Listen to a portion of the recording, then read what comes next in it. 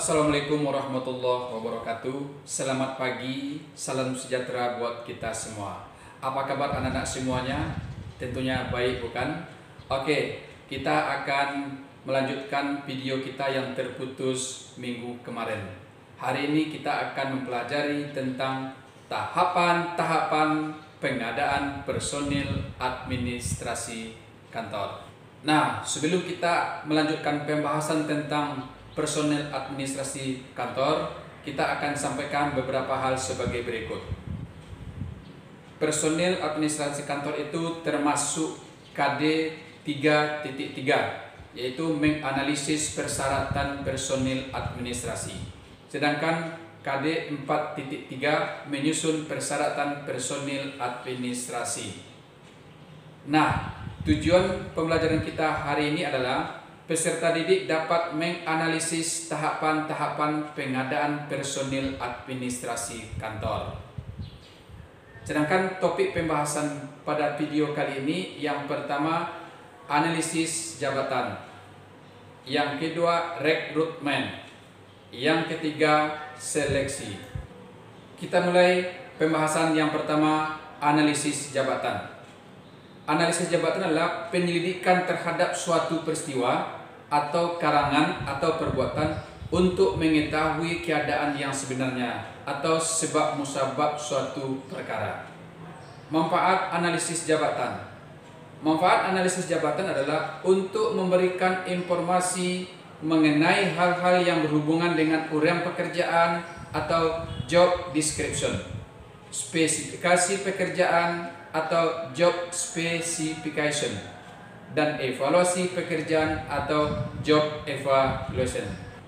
Para siswa, apa gunanya analisis jabatan? Analisis jabatan berguna untuk yang pertama, perekrutan dan seleksi karyawan. Yang kedua, kompensasi gaji karyawan. Yang ketiga, evaluasi jabatan.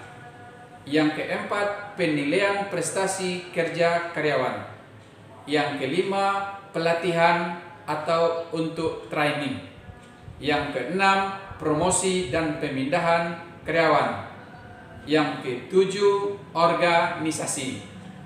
Yang kedelapan, memperkaya pekerjaan. Yang kesembilan, penyederhanaan pekerjaan. Yang terakhir, penempatan karyawan. Pembahasan kita yang kedua itunya tentang rekrutmen.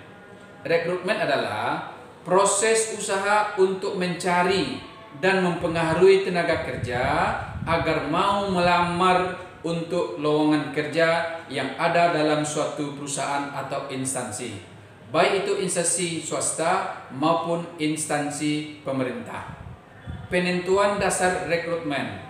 Rekrutmen harus berpedoman pada spesifikasi pekerjaan yang telah ditentukan untuk mengisi suatu jabatan.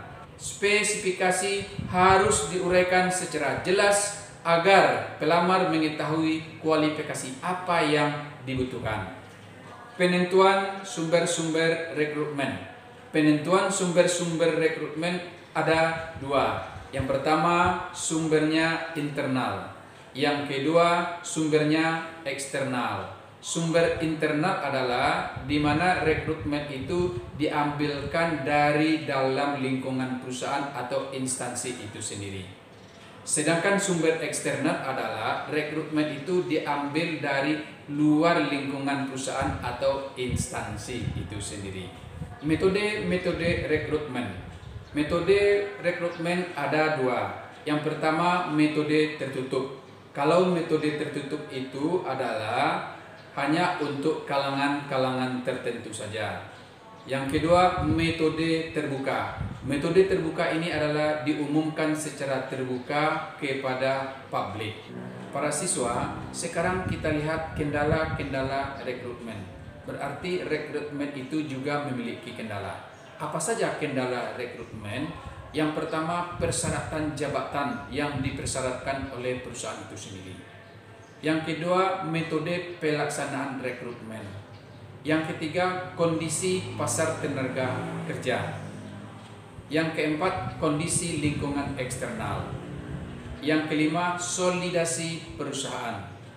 Yang keenam, kebijakan perusahaan. Pembahasan kita yang ketiga, yaitunya seleksi. Seleksi adalah salah satu metode atau media yang digunakan oleh bagian personalia atau SDM untuk mendapatkan karyawan yang terbaik untuk menduduki suatu jabatan. Proses seleksi.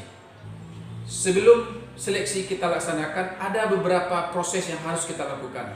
Nah, yang pertama kita lakukan penyeleksian atau penyaringan lamaran.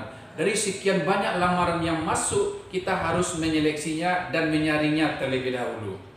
Nah, setelah penyaringan daripada lamaran, kita akan melakukan tes. Baik itu tes tertulis ataupun tes yang tidak tertulis. Yang ketiga, kita lakukan wawancara awal. Yang keempat, kita lakukan evaluasi latar belakang dan referensi.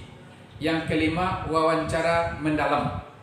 Yang keenam, pengambilan keputusan.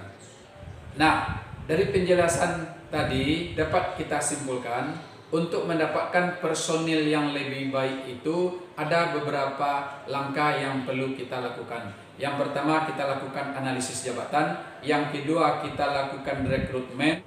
Yang ketiga, kita lakukan seleksi. Nah, barangkali itulah yang dapat saya sampaikan pada video pembelajaran tahapan-tahapan pengadaan personil administrasi kantor. Mudah-mudahan ada manfaatnya. Cuci tangan sampai bersih. Mohon maaf. Terima kasih.